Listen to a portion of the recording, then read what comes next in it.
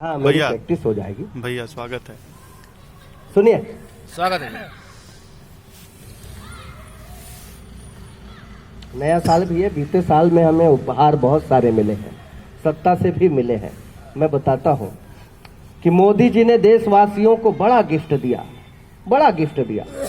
मोदी जी ने देशवासियों को बड़ा गिफ्ट दिया। भक्ति में रम सब तन मन गया है। क्यों त्रिनेत्र, बहुत अच्छा छंद लिखा यार तुमने, मजा आ गया। गजल लिखने वाले बहुत बढ़िया छंद नहीं लिख सकते हैं, दावा करता हूं मैं। हालांकि बहुत सारे लोग लिख भी लेते हैं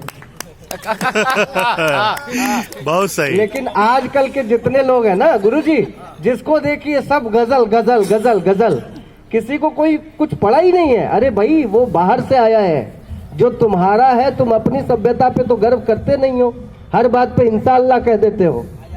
है ये कोई बात हुई? कोई गजल, गजल का कोई मतलब है भाई? ये जरूरी नहीं कि हम सिर्फ उन्हीं का गुणगान करते रहे भाई। जो तुम्हारे अंदर की चीजें हैं, जो तुम्हारी अपनी है, कम से कम उसको भी तो निखारने की कोशिश करो। दोहा लिखो ना, काहे उसको बंद कर दिया गया? दोहा, सोठा, चौपाई, रोला, कितनी सारी चीजें हैं, हरि गीतिका, उसको सब छोड़ दिया आपने। कम से कम उस पर भी हाथ चलाइए। ये नहीं कह रहा हूं कि आप सिर्फ गजलें गाइए, आप लिखिए। और एक 20 रुपए की इतनी पतली किताब आती है, अगर आपको लिखना सीखना है तो आप खरीद लीजिए। कवितावली तुलसीदास की रचना है, उसमें पूरी की पूरी रामायण आ जाती। तो आप 20 रुपया खर्चा करिए, उसके बाद से छंद लिखना सीखिए, किस तरह से लिखते हैं। और कोई भी बात आप छंद में कह सकते हैं आसानी से। नई कविता वाले जो भ्रम पाल के बैठे कि हमें बहुत बड़ी बड़ी बात कहनी होती है, वो हम छंद में नहीं कह पाएंगे, जबकि उनका ये भ्रम ही है। क्योंकि अब उन्होंने सूरदास का नाम ही नहीं सुना होगा, कभी नहीं सुना होगा। और जितने लोग गजल गजल चिल्लाते हैं, वो भी सूरदास का नाम नहीं सुने होंगे, सुने भी होंगे तो पढ़े नहीं होंगे उनको। सूरदास के कितने सारे पदों को कूट पद कहा जाता है। कूट पद मतलब जिसका सही अर्थ आज तक किसी ने नहीं निकाला, वो कूट पद है। एक ही छंद में मुझे याद आ गया, मैं बता देता हूं, आप सभी भाइयों को बता रहा हूं। वो बहुत बढ़िया, वो भ्रमर गीत का है कूट पद। जब उद्धव आए हुए हैं कृष्ण का संदेश लेकर के कि भाई कृष्ण तो भौतिक दुनिया में है, उनका शरीर है, आप शरीर से प्रेम छोड़ दो, आप आत्मा से प्रेम करो। आत्मा तुम्हारी शरीर छोड़ने के बाद परमात्मा में जाके विलय हो जाएगी, तो तुम परमात्मा से प्रेम करो, वहां मिलन संभव है, कृष्ण से मिलन संभव नहीं है। वो पूरा जो बोलते हैं उद्धव, गोपियों को समझ में ही नहीं आती है बात। जगन्नाथ दास रत्नाकर ने ये बात कही है, सुनी सुनी उद्धव की अकह कहानी कान, कोऊ ठहरानी कोऊ था नहीं थिरानी है।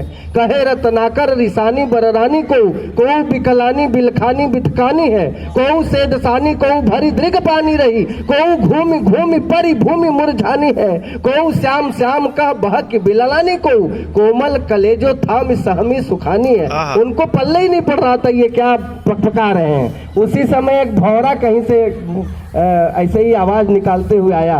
भौरा भी काला था, उद्धव भी काले थे। तो गोपियां देखती हैं भौरे को, फिर उद्धव को देखती हैं, फिर ये मतलब उनके दिमाग में आ जाता है कि ये दोनों जो भी बोल रहे हैं कुछ समझ में आ नहीं रहा है। इसलिए उसका पूरा प्रसंग भ्रमर गीत के नाम से सूरदास ने रखा। और एक पद बस मुझे जो याद आया मैं बता रहा हूं, सिर्फ एक क्षण। जब जैसे कहते हैं कि मैं कृष्ण का संदेश लेके आया हूं, तुरंत गोपियां क्रॉस क्वेश्चन करती हैं, कहत कत परदेसी की बात, तुम किस परदेसी की बात करते हो? मंदिर अवधि अरघ बदि हमसो हरिहार चली जात। किस परदेसी की बात करते हो? उसकी मंदिर अरघ अवधि बदि हमसो, जिसने हमसे मंदिर के अरघ के बराबर अवधि मांगी थी कि मैं उस अवधि में लौट आऊंगा। हरिहार चली जात, लेकिन अभी तक नहीं लौट करके आया। हरिहार चली जात, अभी आए मंदिर अरघ ही अवधि। मंदिर के अरघ को पखवाड़ा भी कहते हैं। पखवाड़े का अपभ्रंश है, उसका अर्थ 15 दिन का वक्त भी होता है।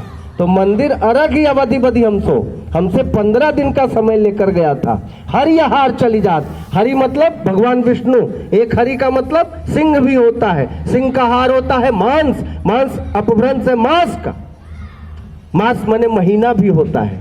हरियाहार चली जात, 1 महीना गुजरा जा रहा है, वो अभी तक नहीं आया, तुम किस परदेसी की बात करते हो। अरे इतना बढ़िया सुनिए, ताली मत बजाइए।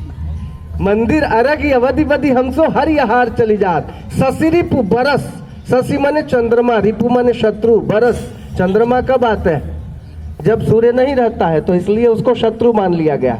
तो चंद्रमा आता है रात में, शशि रिपु, और सूर्य आता है दिन में। तो शशि रिपु यानी शशि का शत्रु कौन हुआ, सूर्य हुआ। सूर्य आता है दिन में, तो शशि रिपु बरस, एक दिन हमारा 1 बरस की भांति बीत रहा है।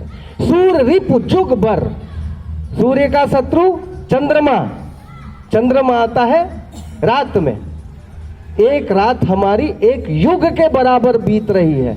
हर रिपु किन्हो घात, हर मतलब शिव, शिव का शत्रु कौन है, कामदेव, उन्हीं को जला के भस्म किया था ना।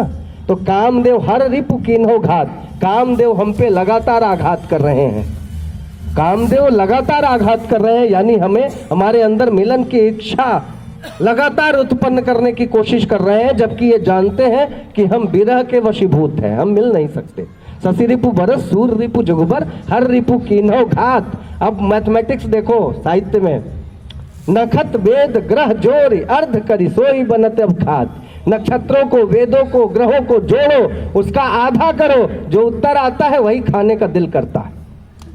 ये देखिए, अरे कुछ नहीं, कैसे तुम जोड़े ही नहीं हो, सीधे बोल दिए कुछ नहीं।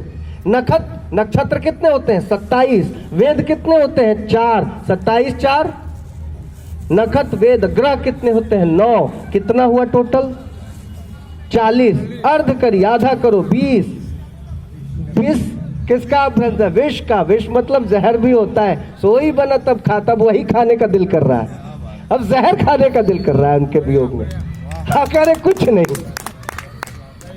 सूरदास बस भई विरह के कर्म मिझे पश्चात, कहत कत परदेश। वो पढ़े ही नहीं है, जानते ही नहीं है कि हमारे साहित्य में क्या है।